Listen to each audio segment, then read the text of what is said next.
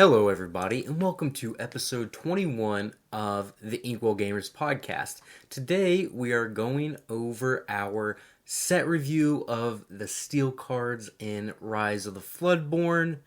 Dana, before we get started, why don't you tell us our grading scale? Yes, absolutely. So we updated this with a couple of the newer cards just to make it relevant for today's times. So starting with the top, we have S. These are the best cards that you couldn't imagine cutting and you would play 4 of in every deck of this color. They're very high power level, something like Beast Tragic Hero is right now. And then next we have cards that are A. These are some of the best cards in this color with a very high power level. It will get played in most decks, but there might be a couple of archetypes that might not want it, or at least maybe all 4 of it, depending on the strategy. Something like Flabbersham. Or A could also be the best cards that cause you to build around it, something like Bell, Hidden Archer.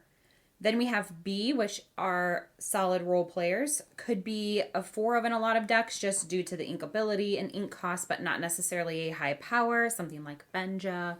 Or B could also be higher power level role players, but maybe not inkable, or they're expensive, so it's kind of hard to play in some archetypes, or to play a lot of copies of, something like Ursula from the first set. Then we have C's, which take a very specific deck in order to make playable, but could have some niche applications like Hypnotize. Then we have D's, which are mostly unplayable cards. We have been using Healing Glow as our example, and in all honesty, that one is still probably the worst card, so we're just going to keep using that one as our example of D. So It is the poster child of bad Lorcana cards. for sure. All right, so as we have been doing previously, we're going to go alphabetical by character first, and then ending with our items, songs, and actions. So let's jump right in.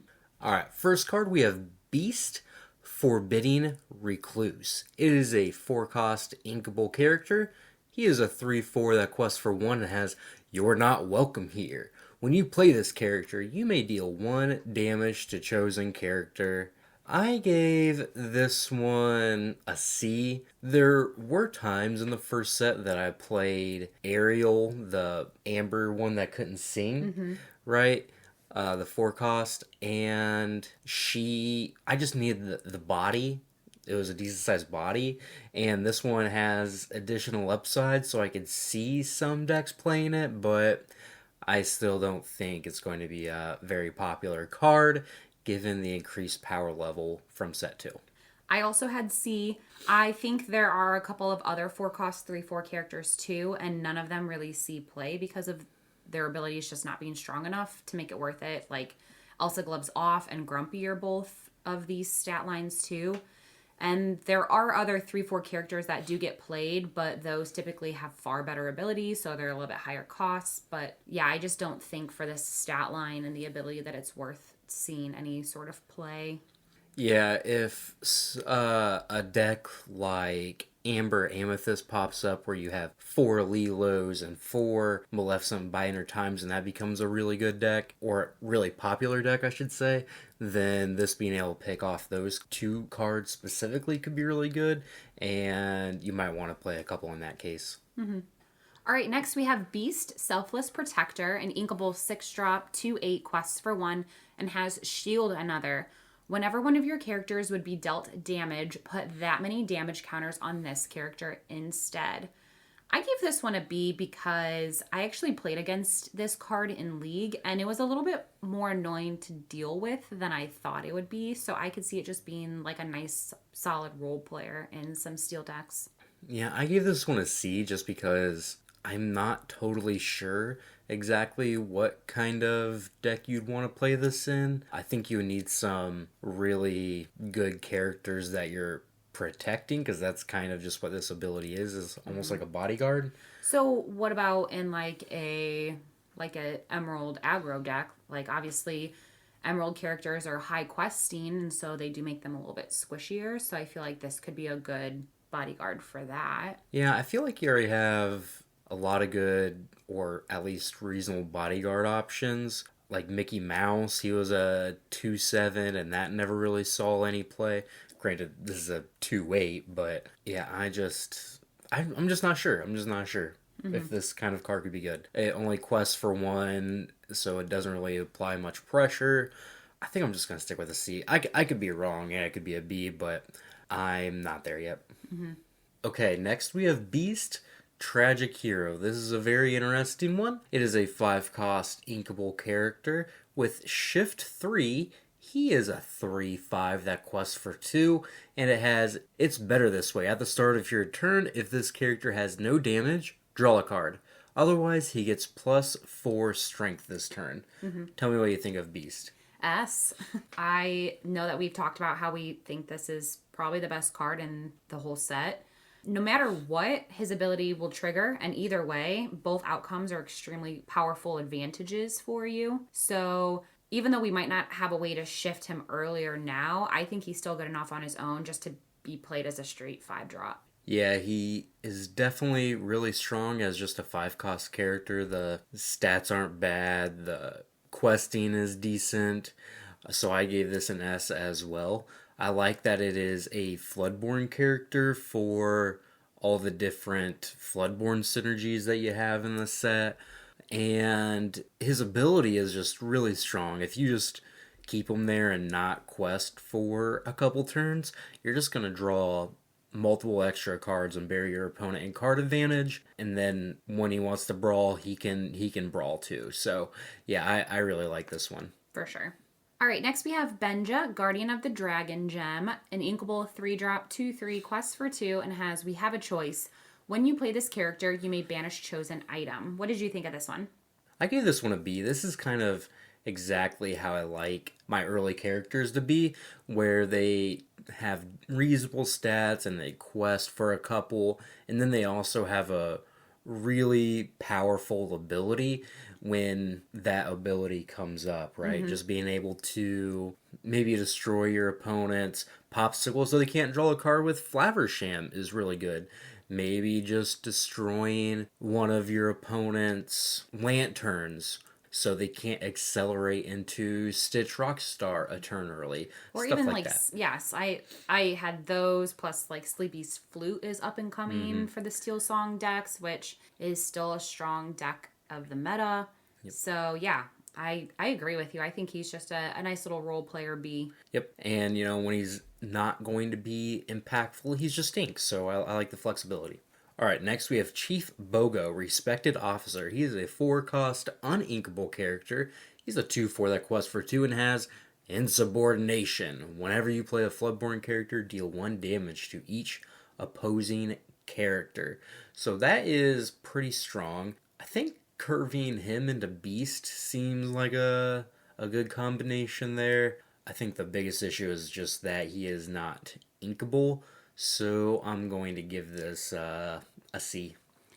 I gave it a C as well. I feel like we do have a couple of good Floodborn characters, but I don't know if it's enough to maybe see the ability trigger as often as we might like. But I do agree that it's powerful of an ability. I just don't know if it's consistent enough right now. Yeah, so it kind of feels like in the matchups where this card is going to be really good, you curve this and Beast and Tinkerbell, Giant Fairy, and in the matchups where it's good, that's going to be extremely powerful. But in some of the controlling matchups where that is not very good, I'm just not sure how effective this card is, so I don't know how many you can play. That being said, I guess it's still quest for 2, so maybe it can still put on pressure, but yeah, it's either going to be really good or really bad, so I think it's just a C. For sure. All right, next we have Cinderella Knight in Training, an inkable 2-drop, a 2/2 quests for 1, and has Have Courage. When you play this character, you may draw a card, then choose and discard a card. I have this one as a B. I think obviously she's going to be good for shifting into the big Cinderella we're about to talk about, but even just in and of itself, her ability of being able to have card draw and then a selection is a pretty powerful ability to have, especially in the early game. If maybe your mulligan didn't go quite as planned, then you can have a little bit of a card selection there and try to rectify maybe any bad ones you might have drew. Yeah, again, another 2-drop character that has or I should say another cheap character that has a little bit of upside to come along with it, where you can again draw a card, then discard a card that doesn't really work well with your current hand. So yeah, I like B with this one as well. Next, we have Cinderella Stouthearted. She is an inkable 7-cost character, 5/5, quest for 3, shift 5, resist 2, and the Singing Sword. Whenever you play a song, this character may challenge ready characters this turn. What do you think? Obviously, I think she's really good. I struggled with determining whether she would be an S or an A. Honestly, the ability of resist is just so strong, and her second ability is really fitting into the Steel Song decks, but I could also see it going in other deck archetypes too. So that's why I don't know if she should just be a S, because I could see her fitting into any Steel deck. Yeah, I think she's an A. I think she is really powerful, has definitely some strong abilities. I don't know if she's going to be a 4 of in every Steel deck, kind of like I think Beast will be, but I still think she's really powerful and she can do a lot of really good things. Having 2 of the best songs that are in the game in this color, and Grab Your Swords in a Whole New World, definitely makes her challenge ability come up a lot more. And that challenge ability is no joke. Just essentially being able to stop characters before they quest is really strong. Yeah. All right, next we have Donald Duck Deep Sea Diver. Inkable 5-drop, 6/5, quests for 1. And that's it. What do you have? This is probably just a D. I'm not ever going to play this in a deck, I don't think. So, it's probably unplayable. I have a D as well. It's exactly like the Ruby Captain from set 1, and that literally never saw play. The only other 5-cost character that is a 6/5 is Maui, and he has so many other things going for him, which is what makes him so good. But a vanilla character like this just is not it for me. Correct. All right, next we have Eli LaBouffe. It is an inkable 4-cost character. He is a 2/5 that quests for 2, and that is it. And again, the Big Daddy is a D. Same.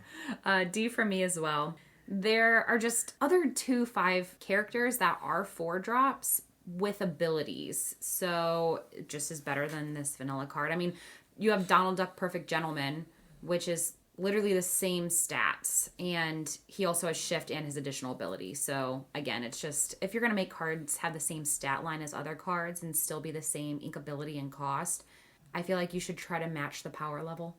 I don't know. Yeah, I mean, this is just kind of like a game philosophy, is that you have to have bad cards in order to have good cards. You know, not every card can be great. So they have to print bad cards, unfortunately. I guess. And this is one of them. I guess. If every card's good, then is any card really good? So philosophical there. I know. Jeez.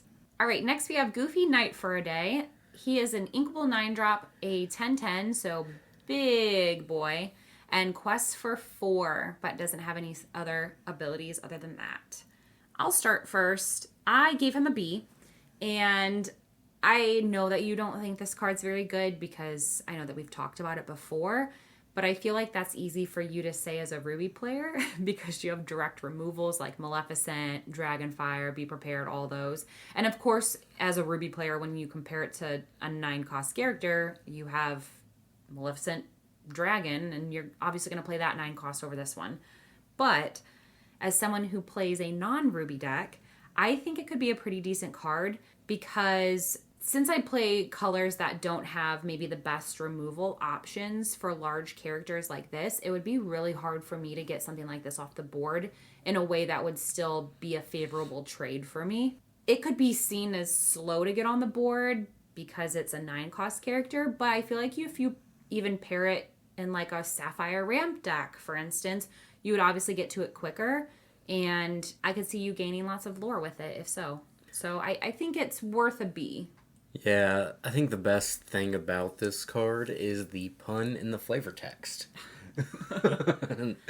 Why don't you read it for the people that are listening? It's a banner day for Sir Goofy, who is steeled Haha. to prove his metal against anyone courting trouble. Joust in case. So many puns. So many puns. That's the best part about this card. So the issue with this is that all the decks that like are gonna go long with you have plenty of ways to get this character off the board pretty easily. Sapphire and Ruby being the main two. Mm-hmm. And then the colors that don't have easy ways to get this off the board are just way too aggressive. Like if someone plays this against you and you're playing one of your emerald decks, they're probably going to lose just because they played something that cost 9 ink and all your characters quest for 3 and you're just so much faster than them. So that's why I don't like this card. I just don't see the aggro decks having any problem with this. I mean, just think about if your opponent plays this and you're just like, Genie on the job, or Seeing Mother Knows Best, and that just sets them so far behind. I just don't see it.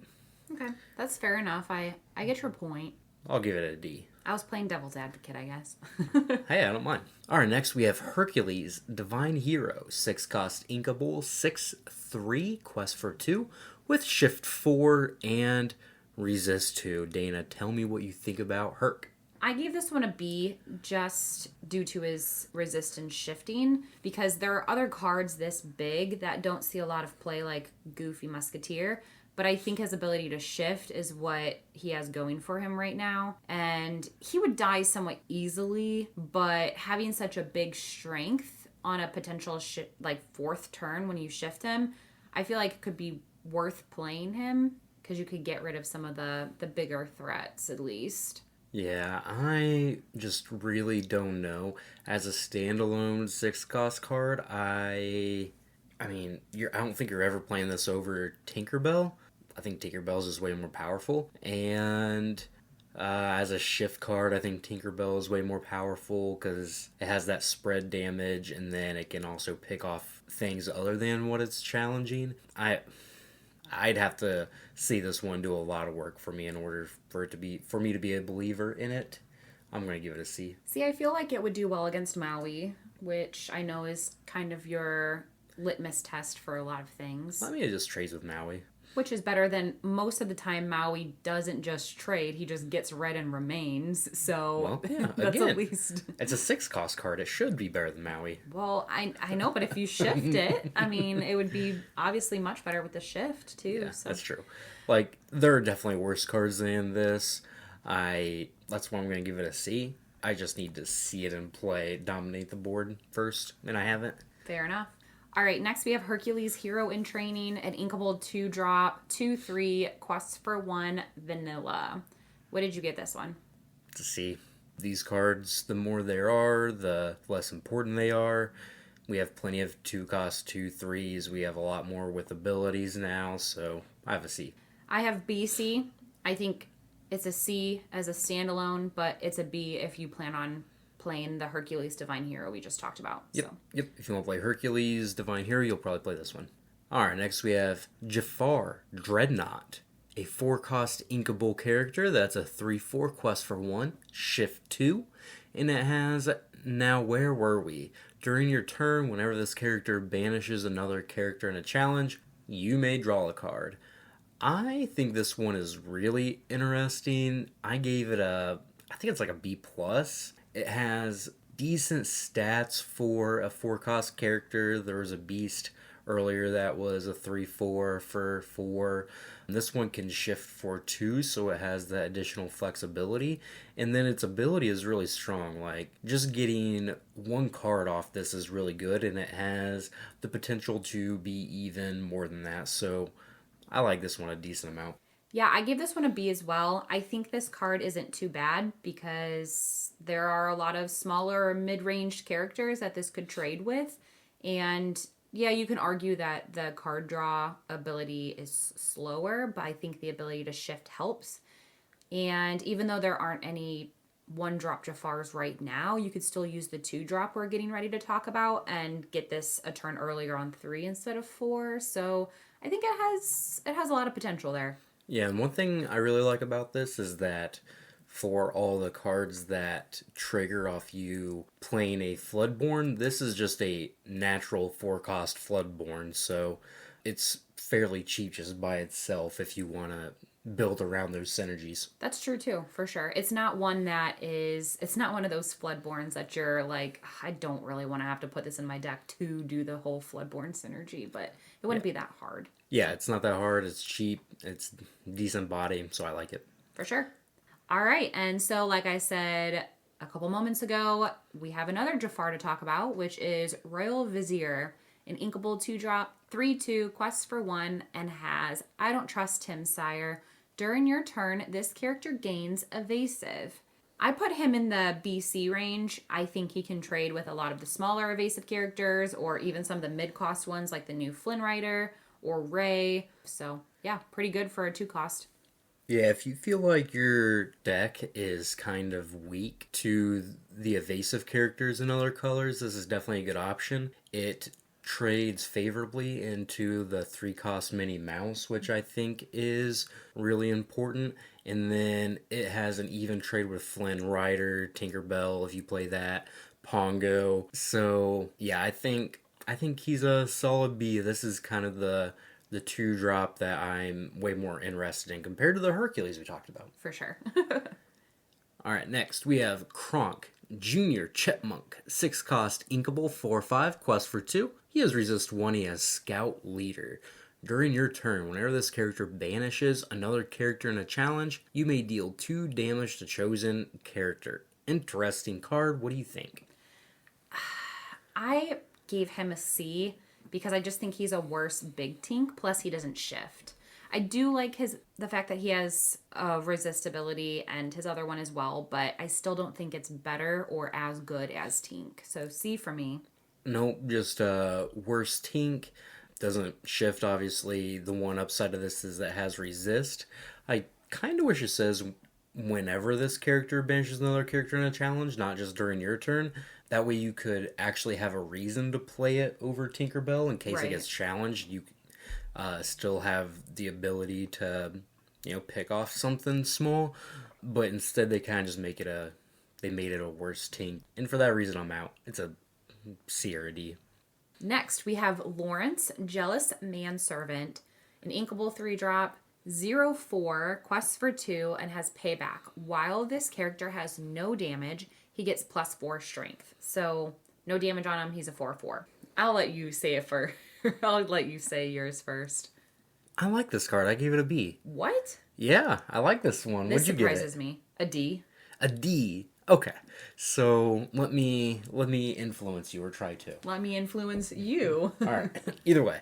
Fine. So the first time you quest with this, it is a 4/4. Okay. Mm-hmm. So you got your 2 quests. It's a 4/4 character, which on turn 3 or turn 4 is just as big, if not bigger than everything else on the board. So you're going to have to challenge this with 1, if not 2 characters. And if they have to challenge it with 2 characters, you're still going to trade for the first one because it's going to be bigger than it. And you get a little bit of a tempo boost because they have to trade a second character into it as well. But I think also where this card ends up being decent is if you're playing Amber and you have Rapunzel in your deck, because you have like this 4/4 character, you trade into their 3/2 Jafar or whatever it is they have in play, and then Rapunzel heals this thing right back up, and you have a 4/4 again that is kind of hard to challenge into because it's a 4/4 for 3, which is just way bigger stats than what we're used to seeing. So I like this one. I think it definitely has some applications. So I don't think it's necessarily worth a B like you said, because I mean you just said especially in a healing deck it would be really good, but that obviously is a certain type of archetype that it would fit into, which we have previously said in our grading scale that a C would be a card that you would put in a certain type of deck archetype. But I mean, I do think you can play it in a lot of different decks. So let me ask you, in the steel deck that you made for me the other day, why didn't you put him in there if you think he's such a solid role player as a B? Because I forgot about him. Uh-huh. I Okay, did. sure. I did. Well, obviously he's unmemorable. I forgot about him. Listen, I feel like unless you do play a healing deck, it would be like a one and done with him, because once he's damaged, he's just rendered useless because he can't make favorable trades anymore. So, Okay. yeah, I'm sorry. It's a no for me. So, I like this conversation, so I want to keep going with it. You know, I think the worst part about the 2-cost Flynn Rider, right, is that you quest with them, they trade into it, and then you just kind of lose your board presence, right?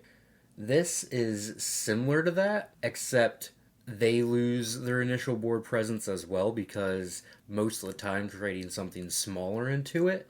And then they're also losing some of the tempo, because instead of questing with their other character, they probably have to trade or challenge that one into Lawrence as well. So you get one character off the board, and then you slow them down by making them challenge into Lawrence with their second character as well. So I think, given that he actually trades board position reasonably well, he ends up being a lot better. I think he plays a lot better than what he looks. But then again, I'm willing to be wrong about him. So Fair enough. I think I need to try him out. All right, next we have Li Shang, Archery Instructor. 5-cost inkable, 3/6 that quests for 2 and has Archery Lesson. Whenever this character quests, your characters gain evasive this turn. What do you think? I put him as a C. I am not sure if his ability is going to make it worth him seeing play, because although it's good in theory, I'm not sure how often you'll need it, given that steel has other means of inflicting damage on evasive characters. Like, yeah, steel might not have evasive characters of their own, like what we talked about with Jafar, but you have other damage inflicting cards. So I don't know. Maybe a B, C for me. No, I agree. C or a D is kind of where I'm looking, just All right, because. I put a C, but I felt like I looked at your face and I thought you disagreed with what I said, so that's why I said BC instead. I was like, maybe I should give it a little bit more credit. No, I'm agreeing with you. Okay.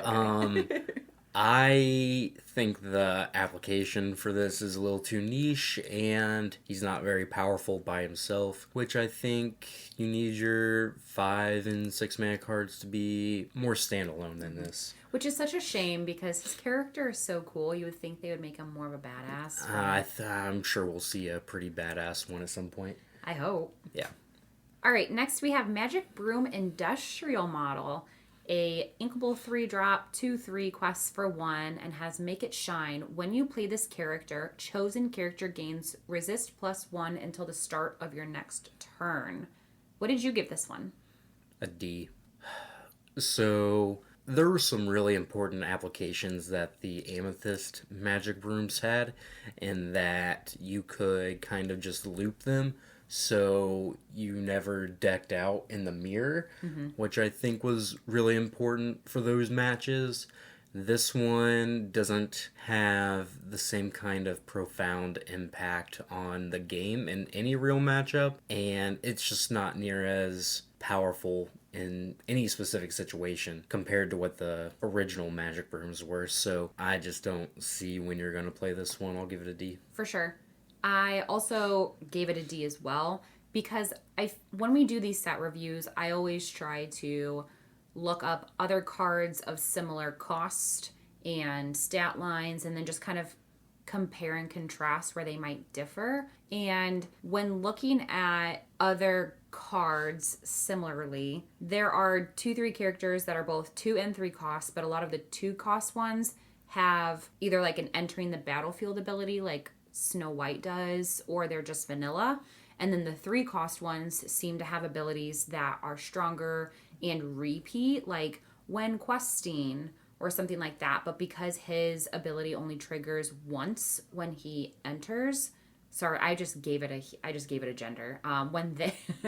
When they enter, that I just don't feel like that is it's just not strong enough for just a one and done type of ability. Yeah, compare this to Benja, who quests for 1 more, and when Benja's ability comes up, it's going to be way more impactful in the game most of the time.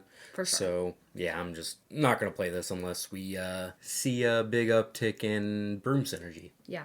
Alright, next we have Namari, Morning Mist. 4 costs an inkable 2/4 with Bodyguard, quest for 1, and it has Blades. This character can challenge ready characters.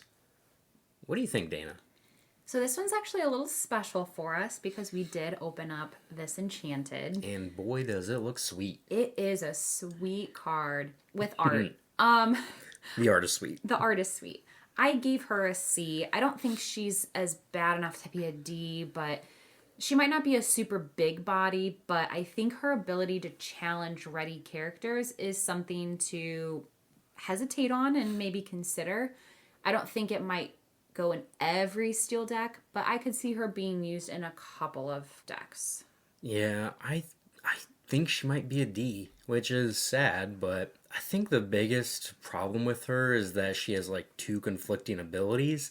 She has Bodyguard, which makes her want to be Exerted when she... Yeah, exerted and kind of defensive, like you're protecting other characters, so that naturally gives her bigger willpower than strength. And then you have the other ability, Blades, where you can challenge ready characters, but you only have 2 strength, so you're not challenging anything Of significance. Yeah, I agree. on turn 4 most of the time. So her stats and abilities are conflicting. They don't really line up for me. She only quests for 1. She's undersized for being a 4 cost. I mean, we have plenty of 4 cost 3/4s in this color. And on top of that, she is not inkable, so that just makes her even less good. I don't know when you would play her. I'm gonna give her a D. You made good cases. I'll bump her down to a D. Yeah, I want, like, I don't understand why they couldn't have given her resist or something just to bump the power up a little bit. But Yeah. like, if she had resist 1 or resist 2, I think she could have been very good. But she doesn't. She doesn't. Nope. She doesn't. She dies at everything. Alright, next we have Paka, Village Leader, Dana's favorite character. That's sarcastic. It is. He is an inkable 6 cost character for 8 quests for 2. So he's large, he quests for a decent amount, but really the most important thing about him is that he is a 4/8. He is very large. Very large. What do you think? I gave him a C. I originally had a D, but I don't know. Maybe I should just keep it as a D. I felt like I was being too harsh because I'm about to have 4 Ds in a row. So, I feel like this card would be better if it had an ability. Because, I mean, you have Stitch, which, I mean, he's a 7 cost, but he's a 4/8 quest for 2 and has an ability. And I just feel like they should have given him something, but they didn't. Yeah, he's only a common, you know, so... Or even have him quest for 1 more would make me consider making him a B, but because he just, I don't know, there's just nothing. I think if you quested for 1 more, he'd actually be really pretty good. So I was going to bring up Stitch just because, I mean, obviously the most important thing about Stitch is that he drew 2 cards, but he's also incredibly hard just to challenge and take down once in play. And Paka has the exact same stats, so I think he might be the same way as well. I wouldn't give it a C as well. Yeah, I'm going to give it a C. I think the stats are there and the ability to quest for decent amounts there, so this card in play might be kind of scary. For sure. All right, next we have Prince Naveen, an inkable 3-drop, 4/3 quests for 1, and that's it. I gave this one a D, like I alluded to in our Ruby set review. It's exactly like Horus and Blue, which is the context I used last time, but that card never saw play competitively in set 1, referring to Horus, that is. So I anticipate the same being this one. Yep, D, not much to be said about this one. Next we have Queen of Hearts, Capricious Monarch. 7 cost, inkable, 5/6 quest for 1 with the ability Off with Their Heads. Whenever opposing character is banished, you may ready this character. I want to give it a D. This is like the new Scar. Vicious cheater. That's what I have in my notes. Yeah, this is like Scar if Scar was bad. Yeah. I mean, like, yeah, Scar's uninkable, but he quests for one more than her and has Rush, and then has an ability similar to hers, which is the reason why he's just far better, even though he's uninkable. So I gave her a C, but probably could make her a D. Maybe she is a C.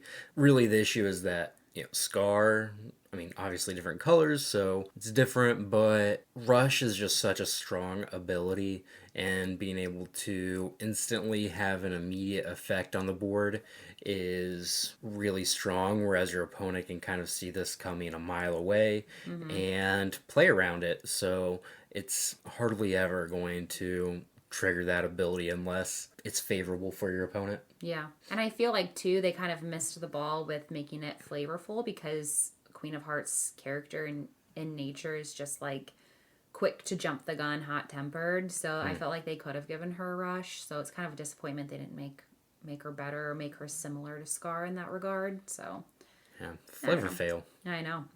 All right, next we have Robin Hood, Capable Fighter, an uninkable 2-drop, a 1/3 quest for 1, and has Skirmish, where you would exert Robin and deal 1 damage to chosen character. What did you think of this one?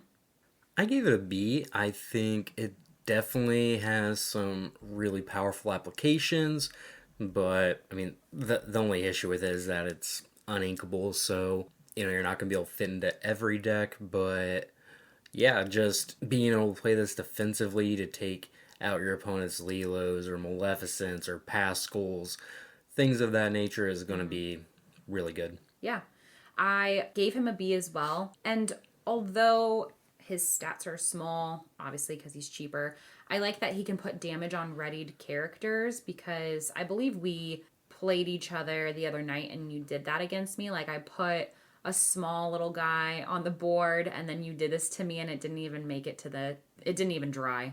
So I feel like you could see some application with that. And yeah, your first reaction to that was, oh no, or something like that. So, but like you said too, I mean, it could take out a Pascal, which if you don't have, like for Steel not having evasive characters, like that's a nice way to just get rid of it without actually challenging it. So it's it's a nice way around it.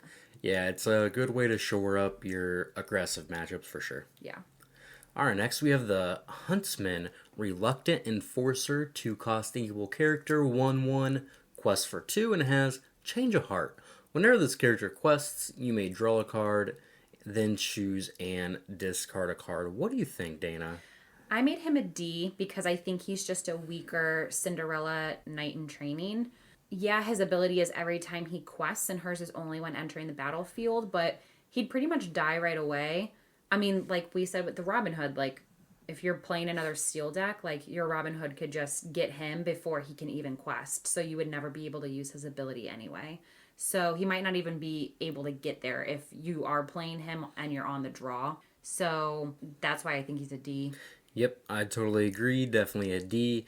The only thing he has going for it is that he quests for 2, whereas Cinderella quests for 1, but, like, you have to quest with this card twice in order for it to be meaningfully better than Cinderella, which is just not going to happen because he's a 1/1. Yeah. He's not going to make it there. Yeah, he's not going to make it there. And he doesn't have the upside of shifting into Big Cindy. Yeah. So, yeah. Yeah, Of easy course. easy D. All right, next we have The Prince Never Gives Up, an inkable 3-drop, 1/3, quests for 2, has Bodyguard and Resist +1. What did you think of this one? I gave this one a B, but like a higher end of the B.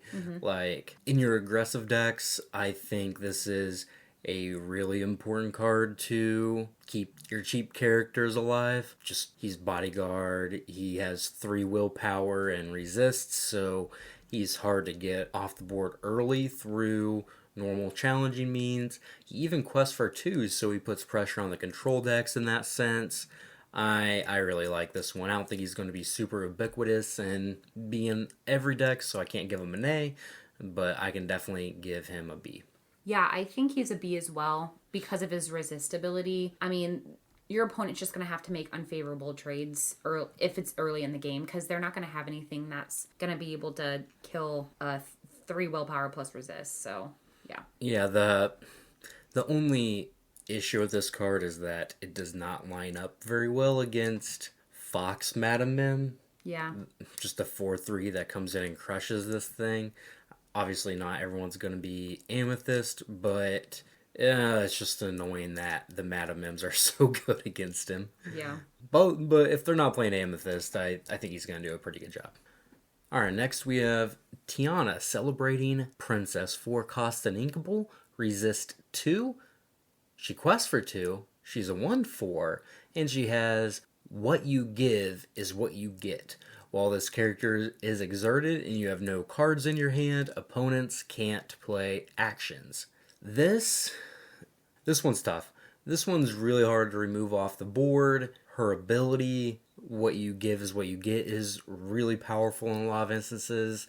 She quests for 2. I think I'm going to give her an A. I think there will definitely be scenarios where you're just playing this really aggressive deck and you flood the board, and then your opponent can't play their Be Prepareds, or they can't play their Grab Your Swords. Not that Grab Your Swords would do anything to Tiana, which is a big upside, but it would probably hurt a lot of your other characters. And yeah, I think this being one of the real ways for an aggressive go wide strategy to stop Be Prepared is really strong.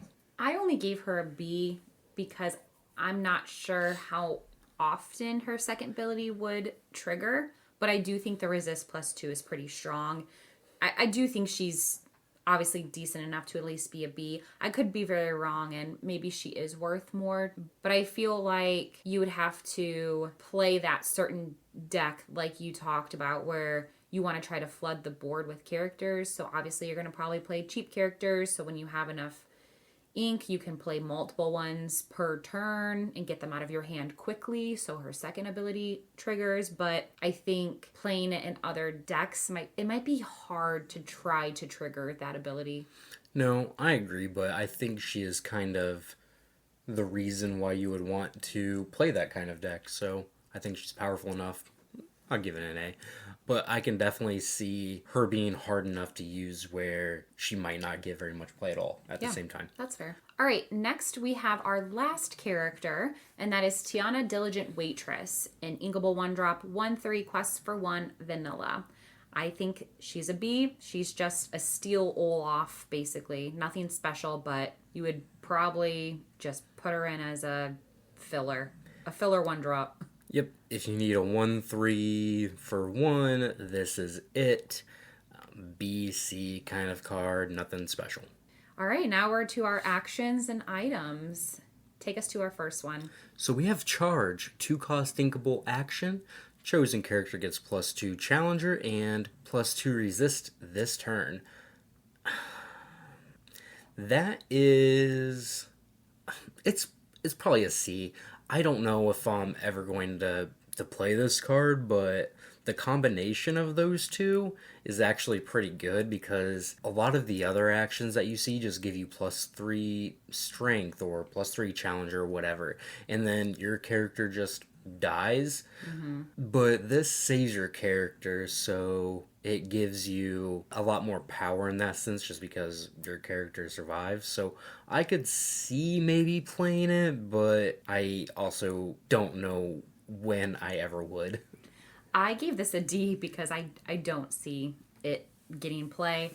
I just think it is just slightly off from being better, like enough to play. They could have made the text say during your turn and your opponent's turn. Like even just making it last on your opponent's turn, I think would have made this a better card to consider. But because of that, I think it's a D. Yeah, this seems like a card to me that's going to be a big blowout whenever you're drafting, but yeah, probably not playable and constructed, so I can see it. Yeah. All right, next we have Let the Storm Rage On. Dana, read off the text of that one. All right, so an uninkable 3-drop. It's a song, and you deal 2 damage to chosen character and draw a card. I gave this one a B because I feel like it's a better Fire the Cannons, except you can sing it and you get to draw a card. So I debated about whether the extra stuff made it worth a 3 cost. I think it should have been considered to be a 2 cost, but that would obviously make it really good. It'd probably be too good as a 2 cost. I think the fact that it's a song, though, makes it easier for me to justify still thinking it's okay as a 3 cost. If it was just a straight action, I wouldn't think it's good, but because it's a song and you can sing it, I think it's still okay and still pretty good. So B for me. Yeah, I think this one might be an A. I think a lot of your steel decks might want to play this just as a cheap removal card. Even though it's not inkable and you lose that flexibility, it replaces itself, so you're more capable of finding inkables if you need to, because you're obviously drawing a card. You can sing it, so it ends up costing no ink a lot of the time, which is really powerful. So yeah, I like this one a lot. All right, next we have Pick a Fight. Take us through this one. Chosen character can challenge ready characters this turn. This is a 2-cost uninkable action and a D. I gave it a D too. I think with it being uninkable and it's not even like it's a song or anything, it would be hard to justify this taking up a slot in your deck. This is the one Wreck-It Ralph card they gave us. So tilted. Gosh, they, sad. They better make the actual character cards good. I swear, if they don't make Vanellope good, I'm gonna flip a table. I know it's... Oh, that...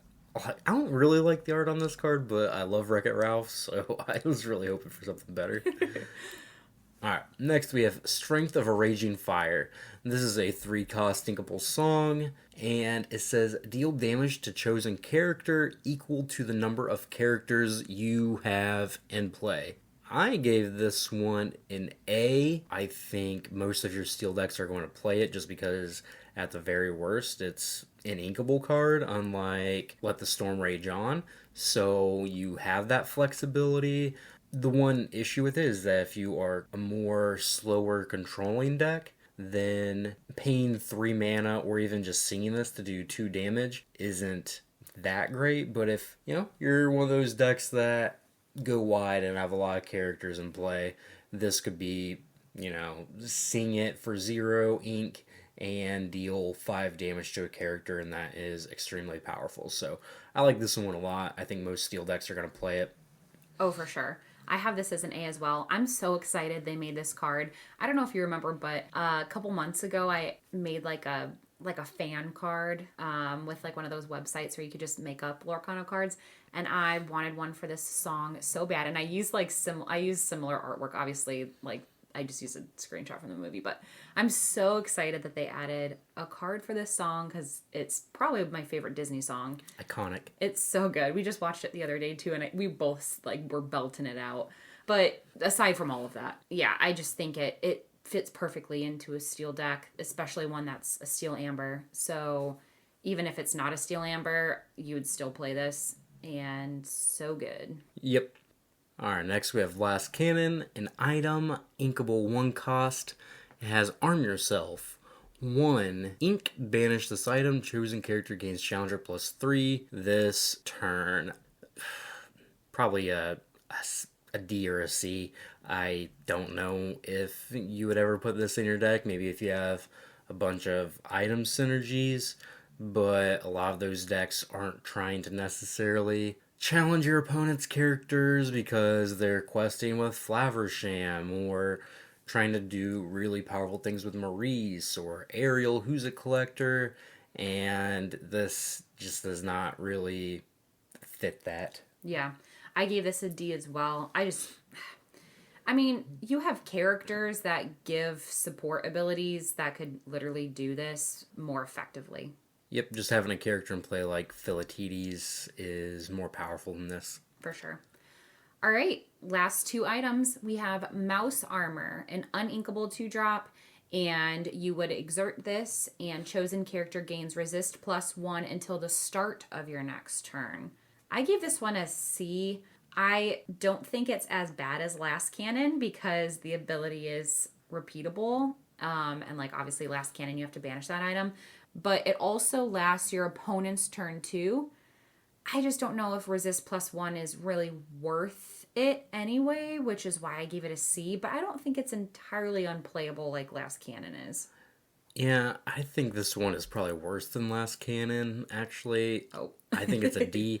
It not being inkable is as detrimental for this kind of card as you can be, and it is just so narrow on top of not being inkable that I don't think I'm ever going to play it. So, D. Alright, so our last card of the set review as a whole is Weight Set. 3-cost inkable item. It has training, and whenever you play a character with 4 strength or more, you may pay 1 ink to draw a card. Dana, what do you think of this one? I gave this one a C only because it's inkable, so it might get some play. And I'm not gonna lie, I originally thought this was a D, but I saw something about how over the weekend there was a deck that did really well in a tournament and they played Weight Set. So now I'm wondering if I should make it a C or higher. That's the only reason why I'm not making it a D. But I feel like the most popular steel deck right now is a Steel Song, and it tends to have a wider board where you're not going to have as powerful of characters that have a strength of 4 or more anyway. Ugh, I don't know. What do you think? So, I'm going to give it a C, but I can definitely see just it being a D. The reason why I don't like this card very much is because most of your characters with 4 strength or more already cost 4 or more ink most of the time. And playing this on turn 3 and not playing your 4 strength character the next turn is like you're just taking a whole turn off from curving out properly. So you are playing very slowly, and then whenever you want to draw a card, you have to wait until you have the appropriate ink. You're just playing off curve to draw a card. In a lot of matchups, that is going to be a death sentence because you can't afford to be that slow. Granted, in those matchups, maybe you just ink this and don't worry about it too much. But I feel like you have to build around this in such a way that a lot of your deck has 4 strength characters. And if that's the case, they're mostly going to be expensive. So you might not have a good aggro matchup anyway. So I don't know. I just don't see it. I would have to play with it and play against it a bunch in order to really figure this one out. For sure. And with it being so slow, with it being a 3-drop, I mean, even if you play an item deck where you have cards that allow you to pay less for items, your characters still aren't going to be strong enough. So, yeah, I don't know. Like, even Beast Tragic Hero is only a 3 strength. It's just... And that's going to be the best card in your deck a lot of the time. So that's tough. Now, the one deck that I could see this played a little bit more in is like a Ruby Steel deck because you have Gaston who has 4 strength and only costs 2.